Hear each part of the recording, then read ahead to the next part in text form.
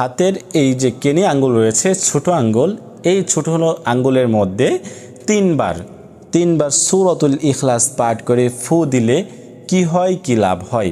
এই সূরাতুল ইখলাস 3 বার পাঠ করতে হবে আউযু বিল্লাহ বিসমিল্লাহ সহিত এবং সহিহ শুদ্ধভাবে। আউযু বিল্লাহি মিনাশ শাইতানির রাজিম বিসমিল্লাহির রহমানির রহিম কুল হুয়াল্লাহু আহাদ আল্লাহুস সামাদ লাম ইয়ালিদ ওয়া লাম ইউলাদ ওয়া লাম ইয়াকুল লাহু কুফুয়ান আহাদ।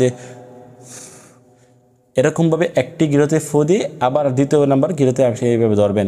এই আমলটি করার সময় অবশ্যই আপনি যে ব্যক্তির জন্য আপনি আমলটি করবেন ওই ব্যক্তিকে আপনার মনে রাখতে হবে এবং তাকে উদ্দেশ্য করে এই আমলটি করতে হবে। আল্লাহ তাআলার কাছে 2 হাত তুলে তার জন্য দোয়া করতে পারেন, যাতে করে ওই ব্যক্তিকে আল্লাহ তাআলা আপনার প্রতি আকৃষ্ট করে দেয়, আপনার প্রতি সে যত মানে আপনার কথা মতো চলে, আপনার কথা মানে এবং